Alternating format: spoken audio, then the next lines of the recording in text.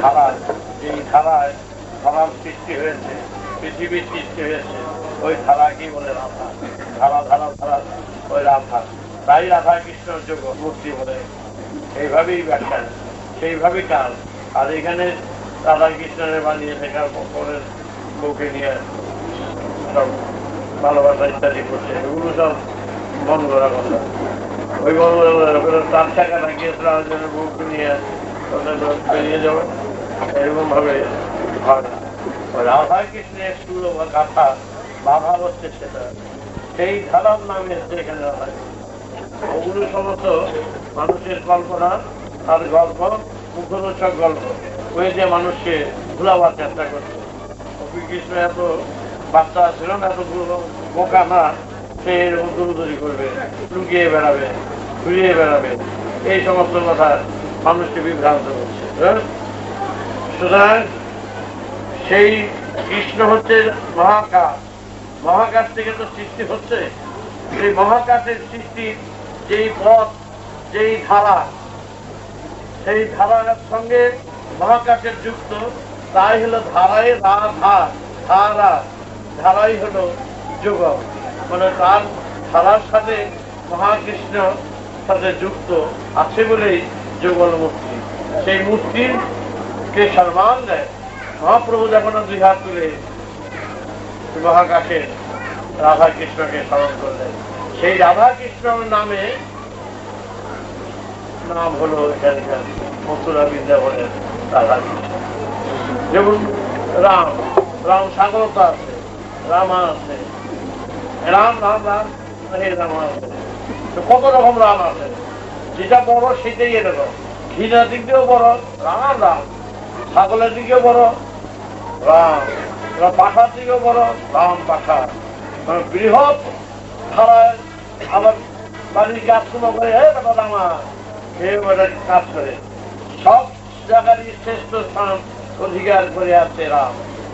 সে রাম হচ্ছে রাতি মারি রাম,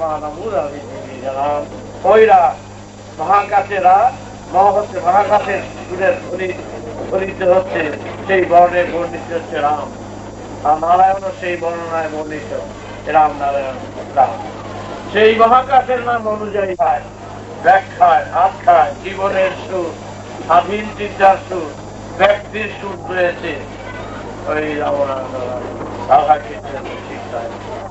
আমরা সেইভাবেই প্রস্তুতি নেওয়া চলবে। তাদের ব্যাখ্যাগুলো দেখো না কত রকম ভাবে, কত ক্রীড়া খেলায় এগুলো যার যার খুশি মতন ব্যাখ্যা করছে। এগুলো যার যার জীবনে সুযোগ সুবিধা নেয়। ব্যবসায় কিছু করছে, ব্যবসা মধ্যে করছে, আমরা করি এইরকম শুরু করে দিচ্ছে। সুতরাং এইগুলো ব্যাখ্যা, এগুলো সব ভাবগ্রস্ত যারা, উচ্ছ্বাস যারা, তারা এই সমস্ত কথাবার্তাগুলো বলে। কিন্তু যারা সত্যিকারের বিবরণে বর্ণনায় বর্ণিত, যারা সত্যিকারের তত্ত্বজ্ঞ, তারা এই সমস্তগুলিকে বাতিল করে দেয়। তারা মহাকাশের বর্ণনায় বর্ণিত হয়ে সমস্ত জগৎকে জগতের সুরে এনে তোমার আজ্ঞা চক্রে সহস্রারে বর্ণনায় বর্ণিত করে তোমার জীবন যাত্রার পর এই দেহ বিনা যন্ত্র বাজাতে বাজাতে তার মুখে বলবে রাম নারায়ণ রাম এই ঋষা শিখি ক্ষমা, যা সাও তোমার ভীষা ভীষা শিখি ক্ষমা, তারও ক্ষমা শিখি ক্ষমা।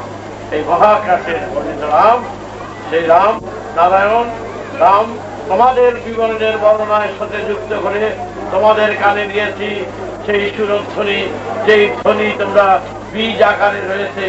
বীজ আর একই সুরে গাথার, নাম পুঁতলে গাছ হয়, চাল পুঁতলে গাছ হয়, নাম চাল হলো নাম আর ধান হলো বীজ। বীজ পুঁতলে গাছ হয়, কিন্তু বাজারে কেউ বলে না ধান যত দূষের, ধান সাজে ছাড়ে না, চালই চায়। সুতরাং চাল পেতে গেলে ধান এই বীজ শক্তি দরকার। বীজ বপন করবো যাহার ক্ষেত্রে, আর মুখে রাখবে রাম নাম। দুটারই প্রয়োজনীয়তা রয়েছে, দুটারই দায়িত্ব আছে তোমাদের। সেই হিসাবে তোমাদের এই বীজ ছড়িয়ে দিয়ে গেলাম। এই চরিত্র তোমরা সবসময় স্মরণ করবে, একত্র থাকবে, সংগঠনের কাজ সবাই করবে, প্রচার সবাই করবে, বেদের কাজ এতটুকু হলেও তোমরা প্রত্যেকের কাজ তোমরা করে দিও। এতটুকু গাফিলতি করবে না, কোনো কিছু করবে না। যখন দীক্ষা নিয়েছো, কামে নিয়েছো, ওষুধ তোমাদের পালন করতে হবে, সব কিছু তোমাদের পালন করতে হবে, ভুলে যেও না। দায়িত্ব রয়েছে, রক্তের সম্পর্কের সাথে মিশে গেছো। স্বামী স্ত্রী, স্বামীও পর স্ত্রীও পর, দুইটা মন্ত্রে এক হয়ে যায়।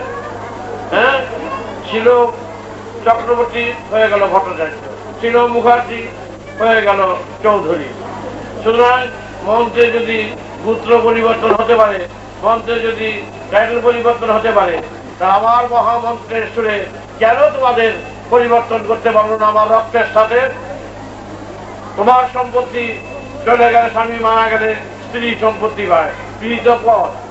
তোমার কেন আপন করা হয় যে স্ত্রীকে যখন শাসন করা যায়, স্ত্রীর উপরে আরেকজনের স্ত্রী সেও তো পর, তাহলে গিয়ে তোমার স্ত্রীর মতন গিয়ে তাহলে ব্যবহার করতে পারবে না, সেও তো পর। আর যে স্ত্রীর কথা বলি, নিজের স্ত্রী সেও পর, স্বামীও পর, পারবে আরেকজনের স্ত্রীর সাথে গিয়ে আসলে চলো যাইগো আমরা আমার কথা পারবে? কিছু করতে পারবে না। তাহলে দেখো মন্ত্রে তন্ত্রে ব্যাখ্যায় পরের মেয়ে পরের ছেলেকে এক করে দিয়ে যাওয়া একেবারে অন্তরাত্মা হয়ে গেল। আমার সম্পত্তি, আমার যা কিছু স্ত্রী পাবে, স্ত্রী যা কিছু হ্যান হবে। এই যে ভালোবাসার মন্ত্রে তন্ত্র গুলো ওই যজ্ঞ করে পুরোহিত সব ব্যাখ্যায় আখ্যায় সব পথে দিয়ে পরিষ্কার করা হলো মন্ত্রে। তাহলে আমাদের মন্ত্রে, বেদ মন্ত্রের সুরে এটুকুনো দিয়ে দেওয়া হলো। বাবা দিয়েছেন ঔরসে জন্ম নিয়েছ নিম্নের দিকে, আর এই বাবা জন্ম দিলেন এইখানে কর্মকে জুনি বলে, এই জুনিতে মন্ত্র দিলেন তাদের রক্তে দিয়ে ঊর্ধ্বগামী কনসেপশন বলে। কনসেপশন বাচ্চায় হলে বলে যে তার গর্ব হয়ে রয়েছে, এই কনসেপশন। আমার এখানেও কনসেপশন হয়, মানে ক্লিয়ার পরিষ্কার অভিজ্ঞতা সঞ্চয় করার জন্য গর্ব হয়, কনসেপশন হয় আজ্ঞা চক্রে, কনসেপশন হয় সহস্থানে। তাই তোমাদের বাবা যে যা দিলেন রক্তের সাথে মিশে দিলেন, এবং তন্ত্রে মন্ত্রে শাস্ত্রে আখ্যায় ব্যাখ্যায় যা তোমাদের দিয়ে দিলেন, সেই সুরের ধ্বনির সাথে মিশে তোমরা এক রক্তে হয়েছ। বাবা যদি চলে যান তাহলে তোমাদের সব মনে রেখো, তোমাদের 11 দিনের শাস্ত্রগত হিসাবে পালন করতে হবে। এটা ধারাবাহিক চলছে। এটা এখানে সামাজিকতার দিক থেকে, এটা তত্ত্বের দিক থেকে নয়। সুতরাং কেন ওষুধ পালন করে মানুষ? যে মানুষ শোকে অনেকে পাগল হয়ে যেত, শোকে মানুষ অনেকে সকালে ঝাঁপ দিয়ে পড়তো, শোকে মানুষ সুইসাইড করতো, আত্মবিসর্জন দিত। সুতরাং তখন বিচক্ষণরা দেখলেন এই যে তো মহামুশকিল, মরে গেলে অনেকে মরে যায় সাথে সাথে, তার জন্য সঙ্গে সঙ্গে শ্রাদ্ধ ব্যবস্থা করলেন। খাওয়া হবে, খাওয়া হবে, সবাই খাওয়াতে হবে, তাদের ব্যবস্থা করতে হবে। মোটমাট দুশ্চিন্তা, অস্থির শোকের চিন্তা করবে কখন? তারপর দিনে 11 দিনে ওষুধ, 15 দিনে ওষুধ, এই সেগুলো সামাল দিতে গিয়া সত্যিকারের তখন শোকটা থাকে না। শোকটার মধ্যে এইভাবে ঠেকে দেওয়ার জন্য এই শ্রাদ্ধ। শ্রাদ্ধ জীবিত গালি করতে হয়, শ্রদ্ধা সহকারে মা বাবার সেবা করা, এটাই সবচেয়ে বড় কাজ। মরে গেলে ফুটানি করা, এটা বড় কাজ।